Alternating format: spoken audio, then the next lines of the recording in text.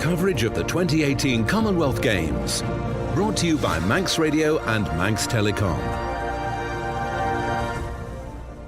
And good morning to you listening in the Isle of Man. Greetings if you're listening elsewhere in the world to this broadcast on Sunday, the 8th of April. Sunday, traditionally the day of rest. You try telling that to 7 of the Team Isle of Man athletes who have been in action today. Or I should say 5. 2 of them are still to come here at the Anna Meares Velodrome, where I'm speaking to you from this evening in Australia, 8 minutes past 5 in the evening. It's 8 minutes past 8 where you are in the morning then. And Anna Meares, a 2-time Olympic gold medalist in track cycling. And tonight we will know another gold medalist in the men's 40-kilometre points race, and there are 2 Manx athletes competing, both called Matthew Draper, number 27 if you will be watching on TV. Of course, it means you would have to turn off Manx Radio, only for a second though. Matthew Draper, number 27 at the fence, and at the blue band, number 5 is Matthew Bostock from the Isle of Man, both of those competing in the men's 40-kilometre points race. There's been action in the athletics today as well with Erica Kelly. It's been scorching conditions, and watching that was Joe Pack, who I'll hand over to you now. Okay. Very good afternoon to you, and as Chris says, good morning in the Isle of Man. Athletics got underway this morning. First event for our team was the women's 20-kilometre race walk. Erica Kelly walked her socks off in the baking heat and unforgivable conditions, I have to say. 29. She truly is an inspiration to many, and watching her compete, the island should be very, very proud of her. We have a walking star. I spoke to stepdad Steve during the race. Well, 14 kilometres in on Erica's 20-kilometre race walk, and I've just caught up with stepdad Steve. Oh, I don't know how you're feeling. My emotions are running high, and just talking about her now, I've got goosebumps.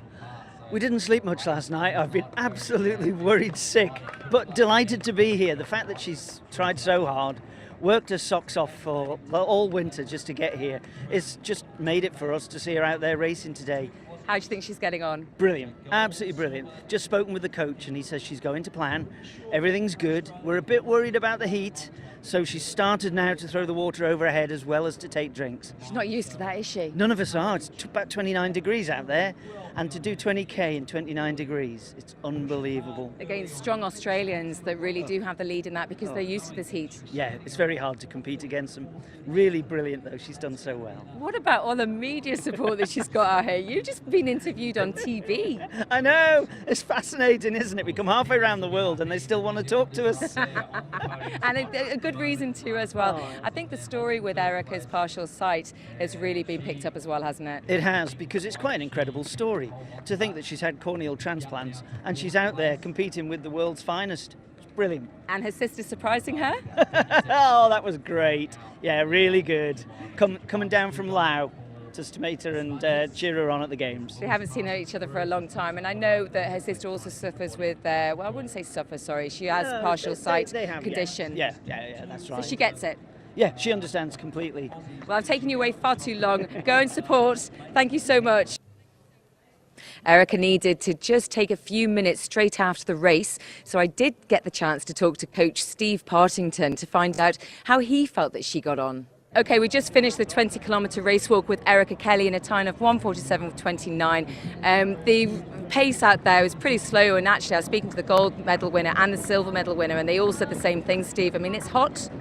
Yeah, it's really, really hot.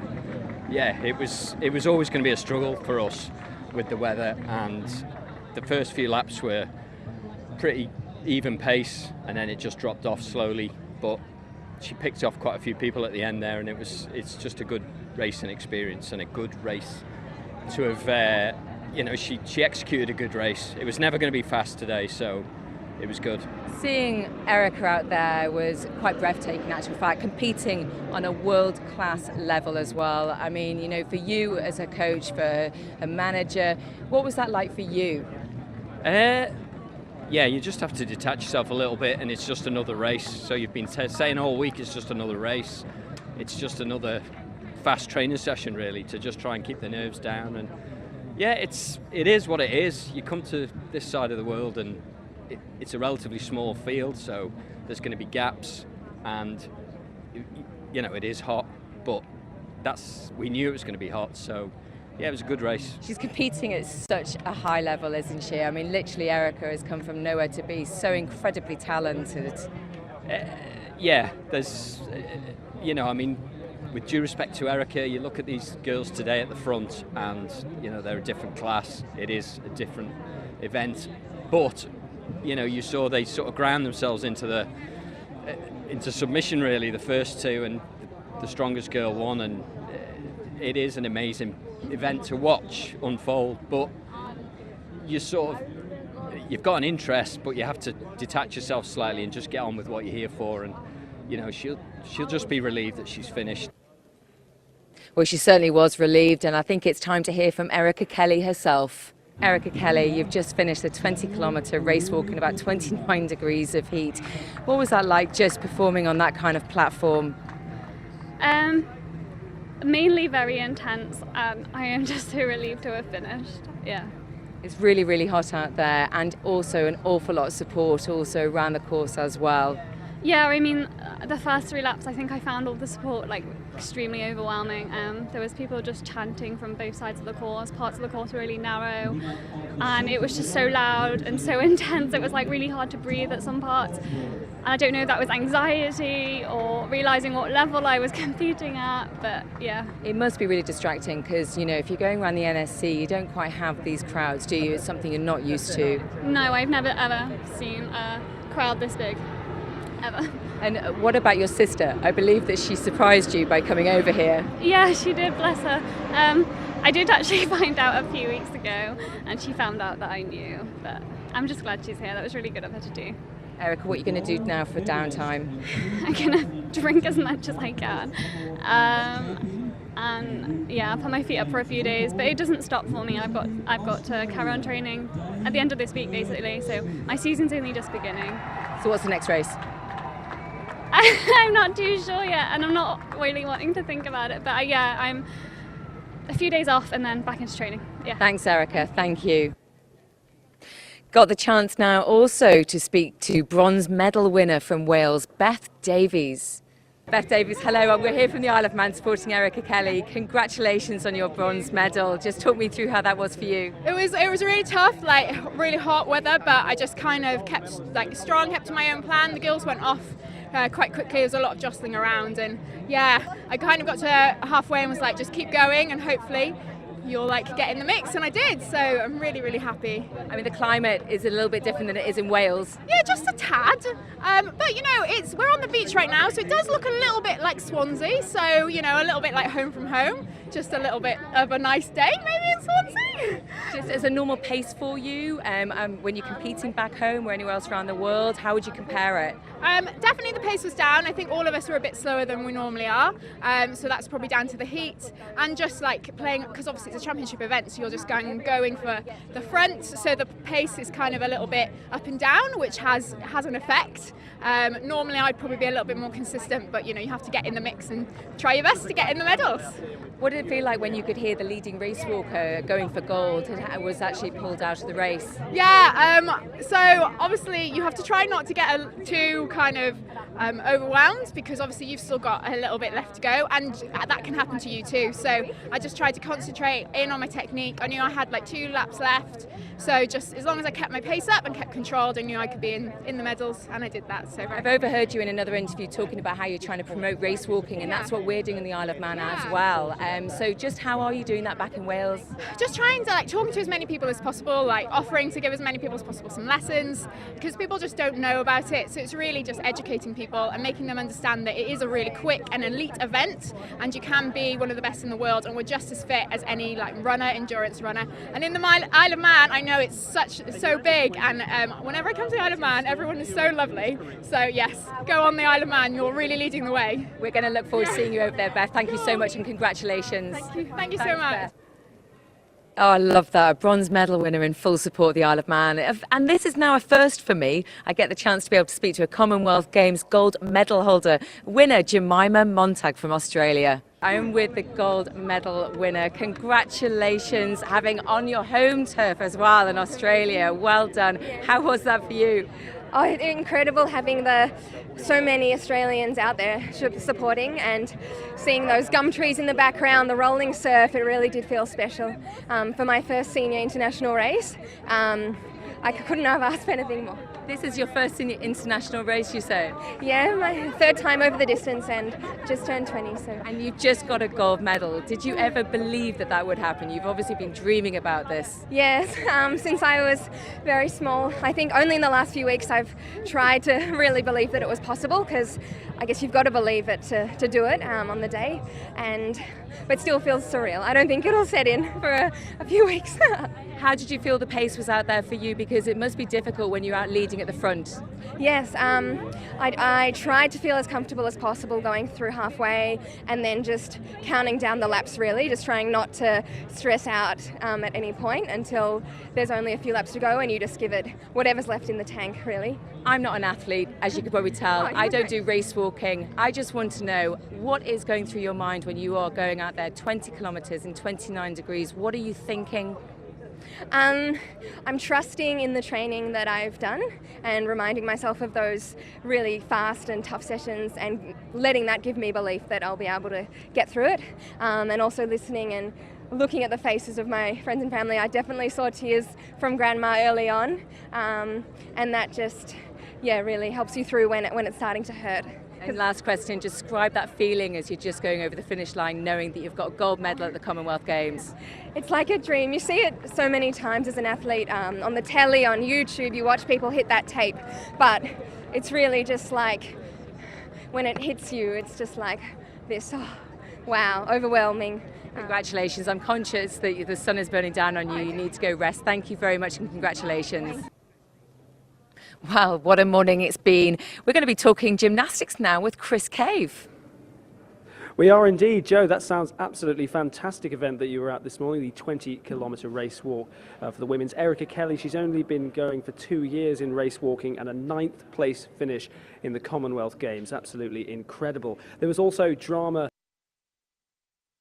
Nicole Burns was contesting the all-around women's final with scores of 10.25 on the vault, 10.9 on the uneven bars, 11.65 on the balance beam, and 11.5 on the floor, giving her a total of 44.3. Nicole Burns came in 15th place, and I spoke to her when she finished. Nicole Burns, I spoke to you before the Commonwealth Games, and you saying how proud it was for you to be selected. How proud are you now that you've just performed in a Commonwealth Games final? I'm over the moon. I didn't expect to come this far, and it was like my dream to come here, so it's just been really good. The competition was great. Like, it was really nice to compete with people that I haven't competed before, and up there with the best, like Kylie Black and Kelly Sim and all these really amazing girls. It was really good. There was a lot of smiling, high-fiving and fist-pumping going on from Gennady, I noticed. How pleased is he of you? He's really chuffed. I think we both wanted to beat our placing from yesterday, and we did, so that's all we could have asked for, really. Of the 4 routines, 4 rotations, which did you feel was your best tonight? I think my floor performance was my best piece tonight, because I really enjoyed it. I was really nervous about one of my skills, but I nailed it, so I'm really happy about that. What is it like for you when this crowd goes silent, and then in one of your routines they just erupt with applause and cheers and clapping, because all the hard work and practice that you put into this? That must be an amazing feeling. Yeah, it's really hard to keep you calm and stay focused, but it's there for a reason. Like, it makes you more like, oh my gosh, I've got to do really well. Like, it puts pressure on you, like good pressure. So it is hard, but it's there for a reason. So, talking of pressure, in the balance beam tonight, it did get to some of the gymnasts. It didn't get to you. Take us through your mindset when you're out there, and it is quite quiet. You can hear a pin drop at times. The pressure builds up, but you have to remain calm on the surface. Yeah, I'd say beam is so petrifying, no matter what arena you're in or whatever gymnastics club, basically, because it's 4 inches wide and you've got to do flips on it, so it is difficult to keep you cool, but I really enjoyed it this time. I kind of just blocked them all out and yeah, just did my routine as clean as I could. It's hard to measure a personal best in gymnastics, but throughout your gymnastics career, where does tonight rank? I'd say, not on paper, I'd say that for me that was the most enjoyable comp that I've done, and I felt really comfortable with the crowds and on the apparatus. So yeah, it was good highlight of my career so far. And it was my first time to a gymnastics event. It was quite remarkable. You see them doing it on the telly sometimes, and I wonder how they do it. So it was incredible. Well done to everybody taking part in that final, especially Nicole Burns. But what does the future hold for our island gymnast? Prior to the Games, you told me that you were quite old for a gymnast, and this is probably your last shot at a Commonwealth Games. Have you left it all out there? Well, I'm not too happy about the last thing I did in front of everyone, so maybe I will try for the next one. You never know. I do feel really old, so well, I know there's people older than me. Well, I can assure you, you're not very old. But what can we expect from Nicole Burns, gymnast, in the future? A few comps here and there. I think I'm going to take a break after this. Try and work out with Gennady, see what skills I need to work on, because I've been doing the same skills for a couple of years now, like solidifying them and really making them perfect for this competition.